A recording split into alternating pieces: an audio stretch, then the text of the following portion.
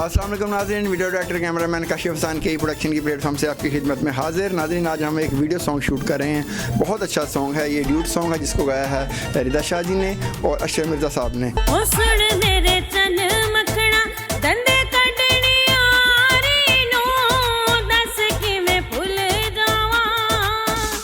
बहुत अच्छे सिंगर हैं और बहुत ही अच्छा इन्होंने परफॉर्म किया है। बहुत अच्छी शायरी है और इस सॉन्ग को लिखा है बाबू असगर ने सैमरंग न्यूज़ से।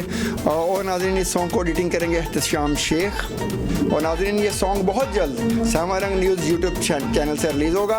आप इस सॉन्ग को देखिएगा, लाइक कीजिएगा, शेयर कीजिएगा, अच्छे कमेंट कीजिएगा। और नाज़रीन, हमारी खुशकिस्मती के सैमरंग न्यूज़ के CEO chief executive officer Samrang news Babu Asgar ji हमारे पास तशरीफ़ लाए और इन्होंने काफ़ी एफ़र्ट की और अपने चैनल को काफ़ी हाइट दी और ये सब आपकी वजह से है नाज़रीन। और हाँ, सैमरंग न्यूज़ यूट्यूब चैनल को सब्सक्राइब करें और बेल आइकन को ज़रूर प्रेस करें ताकि नाज़रीन हर आने वाली नई वीडियो का नोटिफिकेशन आप तक पहुंच सके।